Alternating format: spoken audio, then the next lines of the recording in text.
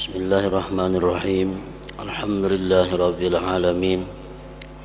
Wassalatu wassalamu ala asyrafil anbiya wal mursalin sayyidina wa habibina Muhammadin wa ala alihi wa ashabihi ajma'in. Qala al-musannif rahimahullah wa nafa'ana bi ulumihi. Wa qala asy-Syafi'i rahimahullahu ta'ala ista'inu 'alal kalam bisamti wa 'alal istinbati bil fikri. Wa qala aidan sihhatun nadhari bil umur najatun minal gurur wal azmu bir ra'yi salamatun minat tafriti wan nadam war ru'yatu wal fikru yakshifani anil hazmi wal fitnati wa musyawaratul hukama sabatun bin nafsi wa quwwatun bil basirah fafakkir qabla an ta'zima wa tadabbar qabla an tahjuma wa syawir qabla an taqdama. Wa qala aidan al-fadailu arba'un ihdaha al-hikmatu wa qiwamuha al-fikratu wa thaniyatu al-iffatu wa qiwamuha bisyahwati wa thalithatu al-quwwatu wa qiwamuha bil ghadabi wa rabi'atu al-udul wa qiwamuhu bi'tidali wan nafsi. Fahadhihi aqawilul ulama bil fikrah wa ma syara'a ahadun minhum bi dzikri haqiqatiha wa bayani majariha ila akhir.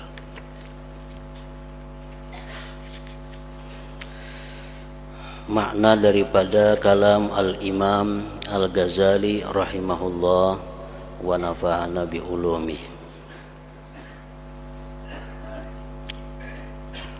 Imam Syafi'i rahimahullah ta'ala berkata, mintalah pertolongan atas perkataan dengan diam dan atas mencari pemahaman dari fikir.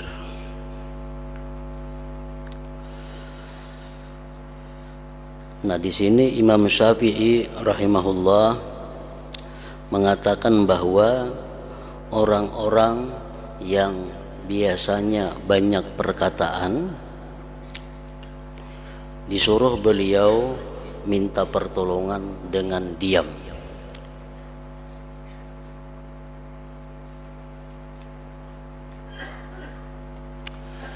Imam Al-Ghazali mengatakan perkataan itu ada 4 macam. Yang pertama, kata beliau, perkataan itu ada yang dararun mahdun, mudarat semata-mata. Perkataan kita itu kadang memberi manfaat, kadang membawa pahala. Ada perkataan yang hanya dapat dosa, seperti berdusta, ghibah, menggunjing orang. Itu perkataan yang dararun mahdun. Ada perkataan yang kedua, naf'un mahdun, yang memberikan manfaat semata-mata. Perkataan yang murni bermanfaat, yang mana kita diberi pahala bila mengatakan itu. Contohnya seperti amar ma'ruf nahi munkar, memberikan nasihat, memberikan saran kepada sesama, memberikan kata-kata perkataan yang halal yang menyenangkan hati saudara-saudara. Perkataan yang halal, yang boleh, yang membuat orang senang. Nah, itu contoh perkataan yang semata-mata bermanfaat. Yang ketiga, ada perkataan yang membawa dararun wa naf'un. Perkataan itu membawa manfaat ada, mudaratnya ada. Contohnya seperti berdebat. Nah, berdebat itu manfaatnya ada, mudaratnya banyak.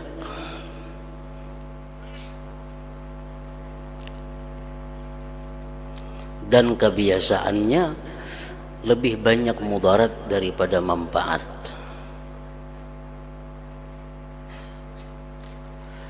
Yang keempat, perkataan la darara wala naf'a. Mudarat kada, manfaat kada. Artinya kita menuturkan itu, mengucapkan itu berpahala kada, berdosa kada. Nah, jadi 4 perkataan itu.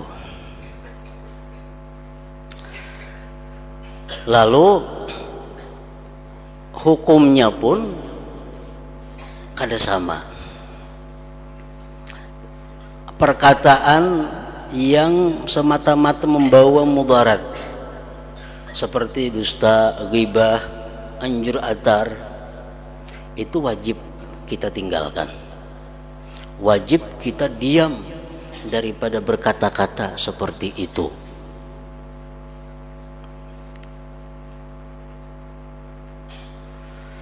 Naf'un mahdun, yang kedua perkataan yang jelas-jelas memberikan manfaat. Ini hukumnya bisa wajib, bisa sunat. Kita katakan perkataan yang jelas memberi manfaat, ini wajib kita katakan atau sunat kita katakan. Yang ketiga tadi dararun wa naf'un, perkataan itu ada mudaratnya, ada manfaatnya. Nah, itu pun sebaiknya kada usah diperbuat, kada usah dikatakan. Ini mun ku ucapakan ini nang senang ada, nang tersinggung ada, kada usah.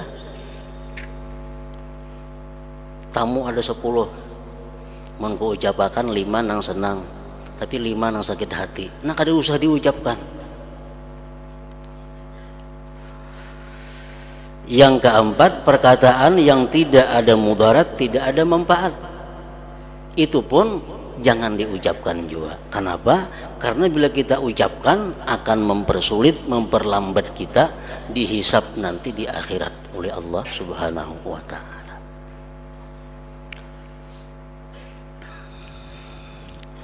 Rasulullah sallallahu alaihi wasallam menyatakan, man samata naja. Barang siapa yang berdiam, dia selamat. Diam dari apa? Diam dari berkata yang mudarat, diam daripada berkata yang membawa mudarat dan manfaat, diam daripada perkataan yang tidak ada mudarat, tidak ada manfaat. Man samata naja. Hadis beliau tadi diperjelas lagi dengan sabda beliau, man kana yu'minu billah wal yaumil akhir falyakul khairan aw liyasmut. Ujar Nabi, siapa-siapa yang beriman dengan Allah dan dengan hari kiamat, hendaklah dia berkata yang baik. Perkataan yang baik itu perkataan yang membawa manfaat kepada kita. Auliyasmut, atau diam. Diam daripada 3 jenis perkataan yang lain daripada bermanfaat tadi. Rasulullah sallallahu alaihi wasallam bersabda lagi, rahimallahu abdan takallama faghanima aw sakata fasalima. Ujar Nabi kita, Allah sayang seorang hamba, Allah sayang, kasih kepada seorang hamba yang berbicara dia dapat untung, yang berbicara dia dapat pahala. atau dia berdiam, dia selamat daripada dosa. Nah, perkataan apa yang kita disuruh diam? 3 jenis tadi. Perkataan yang nyata mudarat, pernyataan yang belum tentu ada mudarat manfaatnya, pernyataan yang ada mengandung kemudaratan dan kemanfaatan. Nah, itu 3 jenis yang kita disuruh diam.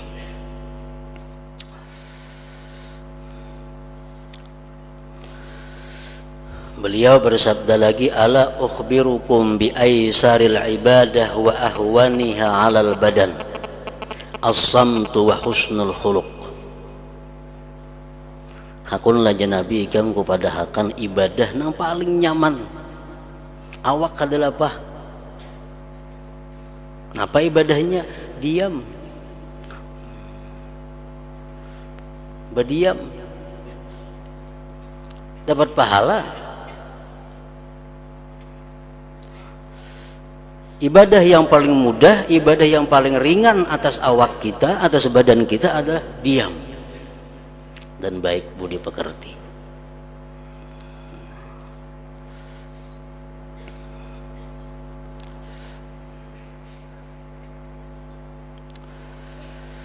Nah, perintah-perintah atau anjuran-anjuran agama yang menyuruh untuk diam itu kada sulit dilakukan bagi orang-orang yang diciptakan Allah pendiam. Ada sulitnya. Ini orang mau dalam parut dah pendiam orangnya. Tapi ini sangat sulit dilakukan bagi orang yang lantih suka bebandir. Sulit diam itu. Beruntung orang-orang yang diciptakan Allah pendiam. Kenapa? Semacam ini dahulu kada melatih diri untuk diam itu.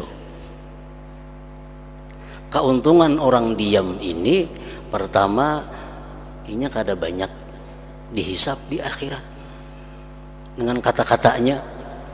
Yang kedua, orang yang diam ini mudah untuk menyendiri, mudah untuk berkhalwat.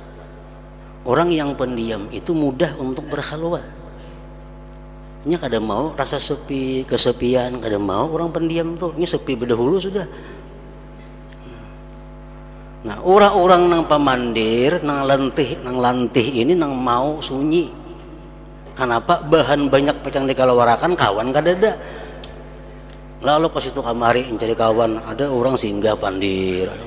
Kebanyakan nah di pikiran macam-macam dikalawarakan, nah mandang hari kada ada.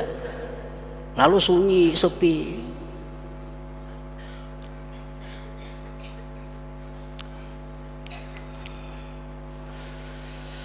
Imam Syafi'i memberikan nasihat, mintalah pertolongan atas perkataan dengan diam.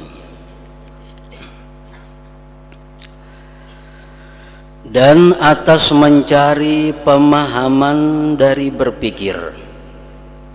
Kalau hendak mencari paham, berpikir. Hendak memahami kitab, berpikir. Hendak memahami satu masalah, berpikir. Hendak memahami hakikat sesuatu perkara, berpikir. Dan atas mencari pahaman dengan berpikir. Dan Asy-Syafi'i rahimahullah berkata pula, sihatnya pandangan pada urusan-urusan adalah keselamatan dari tipu daya. Kenapa kita tertipu? Karena pandangan kita kada sihat. Karena pikiran kita kada jernih. Baik tertipu urusan agama atau tertipu urusan dunia.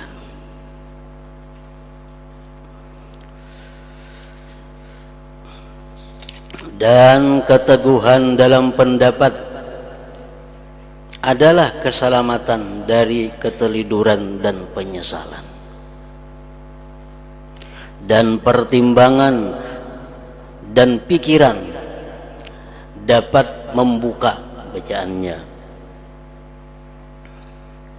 Pertimbangan dan pikiran dapat membuka kehati-hatian dan kecerdasan. Maka itu pertimbangan dan pikiran dapat membuka kehati-hatian dan kecerdasan. Orang yang mempertimbangkan sesuatu perkara lalu memikirkan perkara itu, maka membuka akan kehati-hatian dan kecerdasannya. Dan musyawarah dengan orang yang ahli hikmah adalah ketetapan pada jiwa dan kekuatan pada penglihatan hati. Dengan bermusyawarah, dengan bertukar pikiran, dengan minta pendapat, itu akan menguatkan jiwa dan menajamkan mata hati.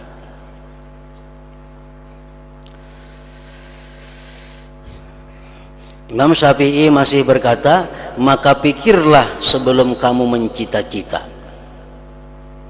Sebelum berangan-angan berpikir solusinya. Dan pikirkanlah sebelum kamu menyerang. Artinya sebelum kamu maju berpikir. Dan bermusyawarahlah sebelum kamu maju, sebelum kamu melangkah kepada sesuatu perbuatan.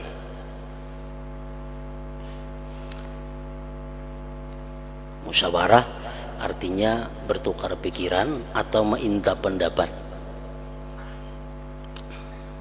Rasulullah Shallallahu Alaihi Wasallam dalam Al-Quran tegas disuruh oleh Allah, wasyawirhum bil amar. Musyawaratlah kamu hai Rasul kepada sahabat-sahabatmu dalam perkara. Beliau menyatakan, la yahlika mru'un ba'da masyurah, tidak binasa seseorang hamba sesudah dia bermusyawarah itu. Hadis lain mengatakan, masyaqiya qattu abdun bimasyuratin, tidak celaka seorang hamba itu selamanya dengan bermusyawarah. Manadima manistasyar, tidak akan pernah menyesal orang yang bermusyawarah. Asalkan orang yang minta pendapat memenuhi syarat-syaratnya, orang yang dimintai pendapat pun memenuhi syarat-syaratnya. Apa yang diputuskan pasti kada akan membawa penyesalan.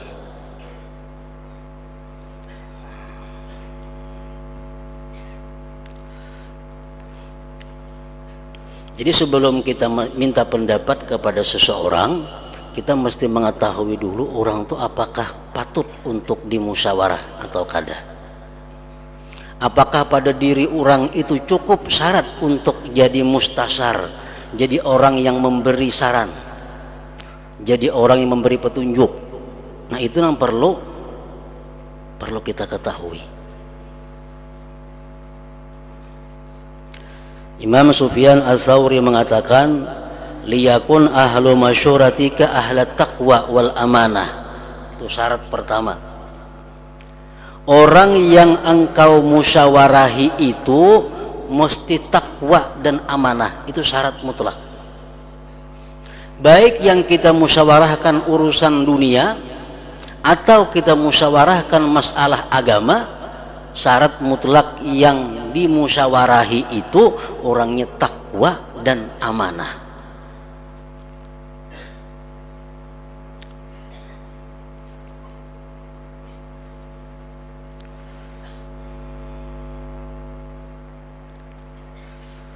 Nah kemudian kalau kita musyawarat kepada orang tadi, orangnya sudah takwa sepengetahuan kita, orangnya amanah sepengetahuan kita, baik laki-laki, bini-bini sama, tidak ada masalah, yang penting takwa dan amanah.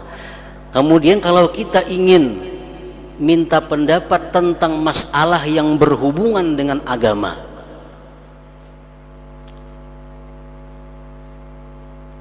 minta pendapat masalah, bisa minta pendapat tentang hari perkawinan, pemilihan yang bagus, tentang nama anak siapa yang bagus, tentang hari ini apa yang bagus. Nah, masalah-masalah yang berkaitan dengan agama. Itu orang yang dimusyawarati itu syaratnya adalah ayyakuna aliman dayyina, bahwa dia itu orang yang alim dan orang yang memegang teguh agamanya. Nah, jadi kalau nang berbau agama, masalahnya itu kita minta pendapat satu kepada orang yang bersifat takwa dan amanah, kedua dia memang alim dan teguh dalam pendirian agamanya. Nah, itu cukup dimintai pendapat untuk urusan masalah agama. Nah, kalau masalah dunia, karena musyawarat ini kita disuruh bukan hanya masalah agama, masalah dunia pun disuruh musyawarah. Masalah dunia macam apa? Contohnya berdagang napa nang bagus, usaha, nah, itu masalah dunia.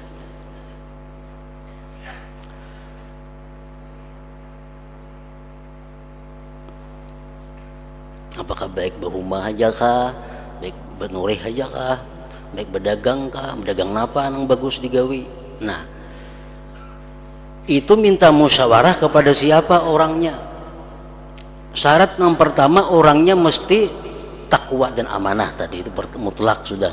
Yang kedua ayyakuna akilan mujarriba, bahwa orangnya itu cerdik, berakal dan teruji. Orangnya sudah teruji. Orangnya itu betani suah, berdagang ya juga, menoreh untuk hargata ya juga. Nah, jadi kalau kita hendak betakun usaha kasih itu, kenapa nang bagus usaha saat ini? Karena Sayyidin itu berpengalaman dan macam-macam usaha. Nah, bila betakun berdagang napa nang baik, betakun ketuan guru tuh salah alamat nih tuh. Anu dukun maginnya lagi, kayaknya baik dukunnya geng sugih sudah. Kayaknya tahu berdagang napa nang baik. Jadi urusan dunia, ujar Nabi, antum a'lam bidunyakum, ikam lebih tahu urusan dunia. Cari nang ahli dalam bidang dunia. Nang orangnya itu sudah teruji macam-macam usaha dijalaninya. Nah, kasih itu datangi kalau urusan betakun masalah dunia. Nah, kemudian orang yang dimusyawarati ini, orang yang dimusyawarati ini dia ada kewajiban. Ada kewajiban.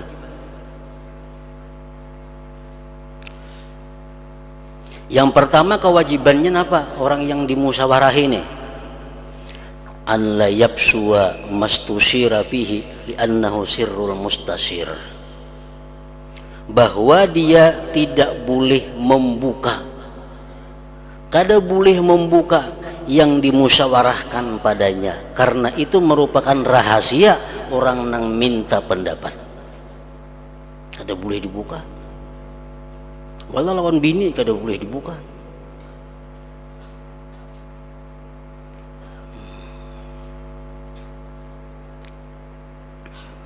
Si pulan datang minta pendapat lawan kita, ini hendak ini ujarnya, itu rahasia. Kayaknya bulik dikisahkan, jadi datang lawan aku si untuk mencari bini. Nah, habis sealamanan tahu orang. Ini melanggar kewajiban sebagai seorang yang dimusyawarahi. Dia mesti menyimpan rahasia itu, kada boleh membuka-buka. Yang kedua ayun siha, bahwa dia berkehendak baik. Orang yang dimusyawarati ini niat baik, hendak menolong, hendak menyamanakan, memudahkan orang yang minta pendapat.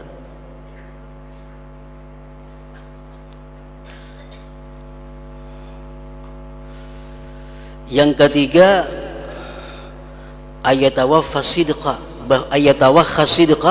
bahwa dia berijtihad mencari kebenaran. Nah, jadi orang yang di musyawarah ini kada gampang, kada sembarang baik-baik kada mau. Mesti ya tawa khasidka, berpikir, berijtihad apa yang terbaik bagi orang ini.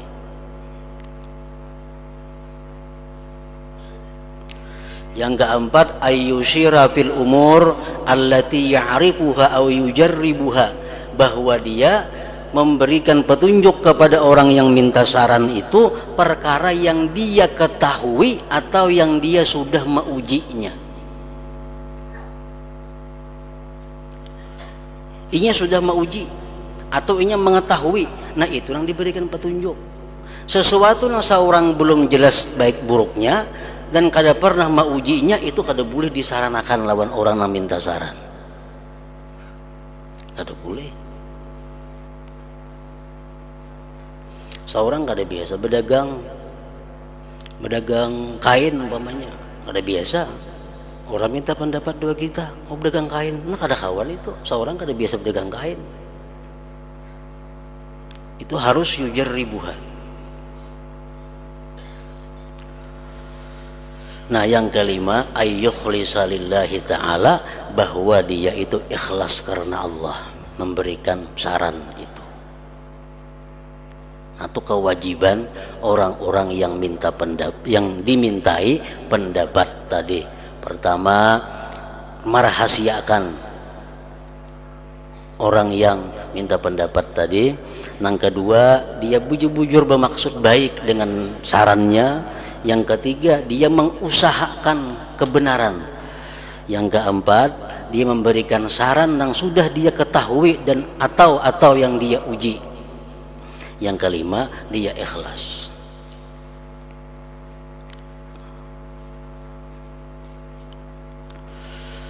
Nah, kemudian supaya apa yang ujar Nabi tadi, manadima manistasar, kadang menyesal orang yang musyawarah, kada menyesal orang yang minta pendapat, itu kalau memenuhi persyaratan. Orang yang minta pendapat pun ada juga syarat-syaratnya. Meminta saran. Yang pertama, syaratnya orang yang minta pendapat itu bahwa dia mengalami satu keraguan dalam masalah yang ia hadapi.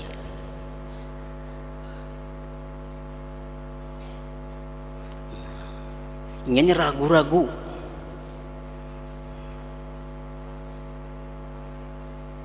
Nah, disitulah dia minta pendapat. Kalau seorang sudah kada ragu-ragu, sudah ini aja, tak sudah misal A ditentukan, kada perlu musyawarah lagi, buat apa? Jangan ada memakai juga ini saran orang.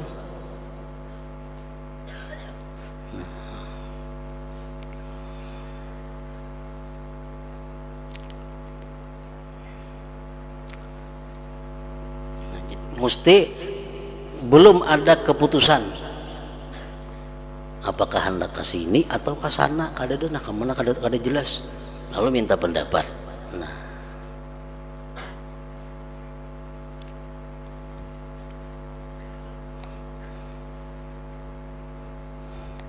yang kedua, dia tidak menyebutkan pendapat orang lain kepada yang dimintainya pendapat itu. Minta pendapat guru lah, apabila baik kira-kira hari nikah uja guru hidup 10 tadi ruwe betakon ke sana hidup 8 aja baik, nah kemana minta pendapat 2-3 macam kayak itu, nah mana nang dituruti. Nah, jangan mengisahkan saran orang di hadapan orang yang kita mintai pendapat itu.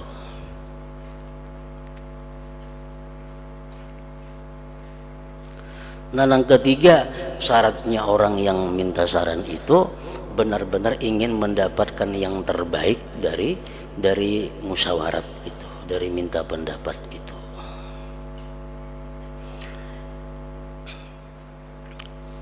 Jadi perbedaan antara kita minta restu lawan minta pendapat itu lain.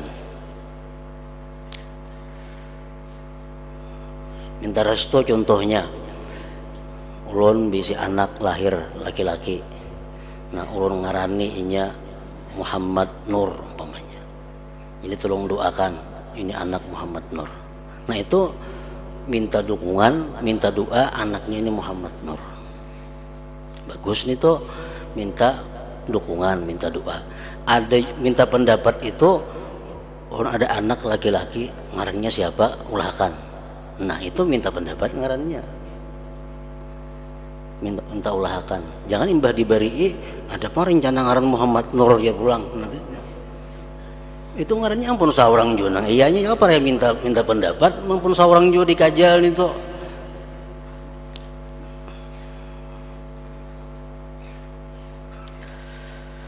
Nah jadi tadi belum ada kejelasan. Nah bila sudah musyawarat ini sempurna, musyawarat ini cukup syarat-syaratnya, apa yang dikatakan Nabi itu pasti benar. Mana dima manistasar, tidak akan menyesal orang yang bermusyawarat, orang yang minta pendapat itu. Asy-Syafi'i juga berkata, Imam Syafi'i berkata lagi rahimahullah, perbuatan utama itu ada 4, yaitu yang pertama hikmah.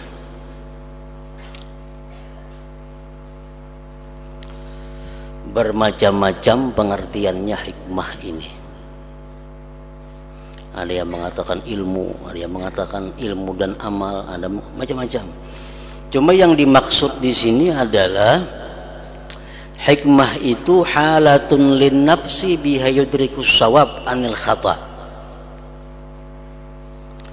Pengertian hikmah di sini adalah satu keadaan di dalam diri kita yang dengannya itu kita bisa memperdapati yang benar dari yang salah. Sesuatu yang ada dalam diri kita yang dengan sesuatu itu kita bisa memperdapati, oh ini yang bujur, ini yang salah. Nah itu hikmah. Tiangnya adalah pikiran. Artinya apa? Kalau hendak mendapatkan itu tafakur. Kalau hendak mengetahui mana yang bujur, mana yang salah, itu tiangnya adalah al-fikir, tafakur, berpikir. Bila kita kada berpikir, kita kada tahu mana yang bujur, mana yang salah.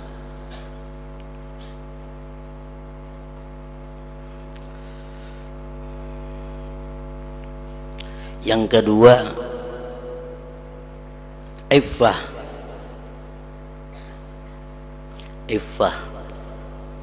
Iffah ini halatun lin nafsi biha yakufu nafsahu anil haram was su'al. Halatun lin nafsi biha yakufu nafsahu anil haram was su'al. Sesuatu yang ada dalam diri kita yang dengan sesuatu itu kita bisa mencegah perbuatan yang diharamkan dan bisa mencegah daripada minta-minta. Itu iffah ngarannya. Orang yang afif, orang yang bersifat iffah, dia akan bisa menjaga dirinya daripada yang dilarang Allah, dan dia menjaga dirinya daripada minta-minta kepada orang lain, mengemis kepada orang lain. Nah, iffah itu adalah termasuk perbuatan kelakuan yang utama. Perempuan yang bisa menjaga dirinya disebut afifah. Kalau laki-laki afif, artinya dzu iffah, orang yang punya sifat iffah itu.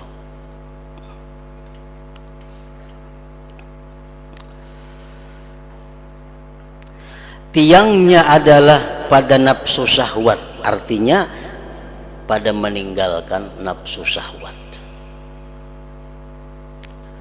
Iffah bisa kita dapat, tapi tiangnya mesti meninggalkan keinginan nafsu dan syahwat.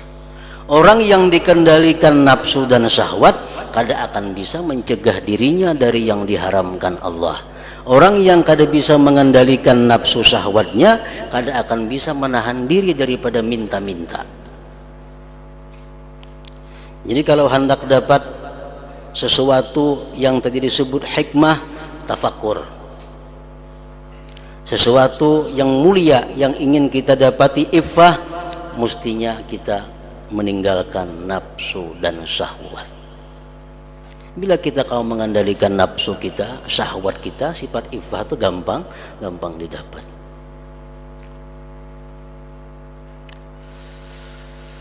Yang ketiga, kekuatan, al-quwwah.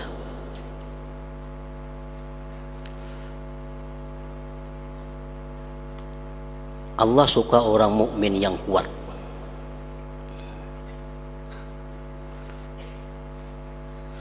Tiangnya adalah pada kemarahan, maksudnya pada meninggalkan kemarahan. Bil ghadab ay fi tarkiha, jarga itu. Nah, fi tarkihi, pada meninggalkannya ghadab itu. Hendak mengetahui orang itu kuat atau kada kuat bisa dilihat waktu dia marah. Rasulullah SAW bersabda, laisa sadid bisura'ah wa innama syadid alladhi yamliku nafsahu indal ghadab. Ujar Nabi kita, orang yang kuat itu bukan orang yang bisa mengalahkan orang lain dalam bergulat. Orang kuat bukan orang selalu menang bergulat, main tinju atau apa. Tetapi orang itu dinamakan kuat, kata Rasulullah, orang yang bisa mengendalikan dirinya pada waktu marah.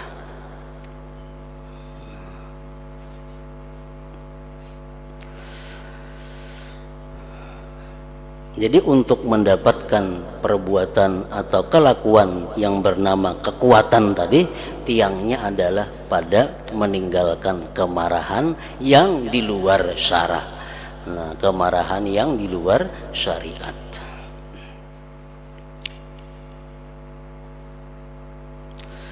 Yang keempat, perkara perbuatan atau kelakuan yang utama adalah adil.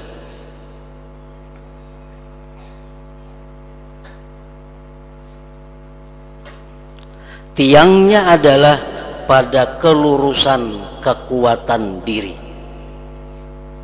Maksudnya kemampuan mengendalikan nafsu dan amarah di bawah syara. Bila kita mampu mengendalikan nafsu kita, mengendalikan amarah kita di bawah kendali agama, maka kita akan dapat adil. Orang yang kada punya marah, kada akan bisa adil. Orang yang bisa adil itu orang yang mampu mengendalikan kemarahannya dan kehendak nafsunya, dikendalikannya supaya kada lepas daripada syara. Adil artinya menempatkan sesuatu pada tempatnya, menempatkan sesuatu pada tempatnya, memberikan sesuatu kepada yang berhak, kada memberikan sesuatu kepada yang kada berhak. Marah kepada orang yang berhak dimarahi, sayang kepada orang yang berhak untuk disayangi. Nah, bila kau macam itu, ngarannya adalah adil. Itu bisa kita dapat kalau kita bisa mengendalikan nafsu dan amarah kita di bawah kendali agama. Karena dengan sebab kita marah kepada seseorang, marah kita kada terkendali, kita bisa mencegah hak orang itu. Bisa kita kada beri inya, karena tuh aku sarik lawan inya. Nah, akibat sarik nang di bawah nang bukan di bawah kendali agama.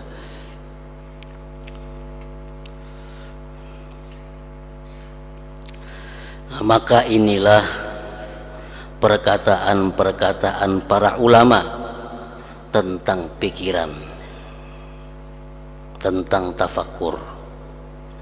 Dan tidak ada seorang dari mereka mulai atau masuk menyebutkan hakikatnya dan jalan-jalannya. Dari sekian banyak perkataan-perkataan ulama tentang tafakkur tadi, ujar Imam Ghazali, satu orang pun kadang-kadang membicarakan kayak apa sebenarnya yang dimaksud dengan tafakkur itu, dan kayak apa cara untuk mendapatkan tafakkur itu. Nah, di sini ada ulama-ulama menyebutkan tentang kelebihan tafakur, tentang buahnya tafakur, bila tafakur dapat ini, dapat itu. Tapi mereka kadang menjelaskan bagaimana caranya tafakur itu dan bagaimana bisa mendapatkannya. Nah, Imam Ghazali dalam bab berikutnya ini beliau akan menjelaskan tentang hakikat tafakur dan buah-buahnya atau faidah-faidahnya. Ketahuilah bahwa arti fikir adalah menghadirkan dua ma'rifat dalam hati.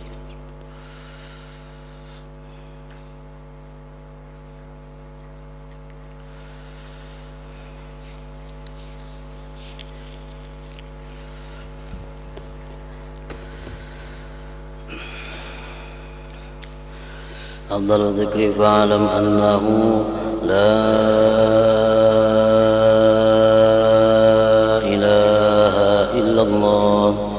Muhammadur Rasulullah, la ilaha illallah Muhammadur Rasulullah, la ilaha illallah Muhammadur Rasulullah, la ilaha illallah, la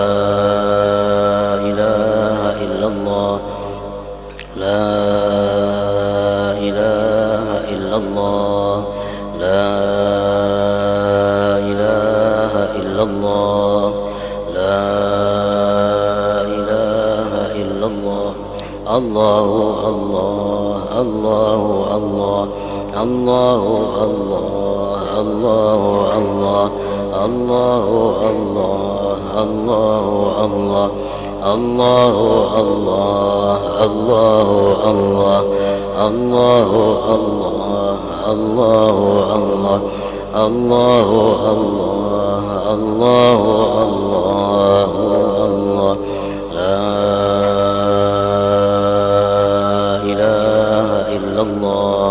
Muhammadur Rasulullah, la ilaha illallah Muhammadur Rasulullah, la ilaha illallah Muhammadur Rasulullah, la ilaha illallah. Al-Fatihah.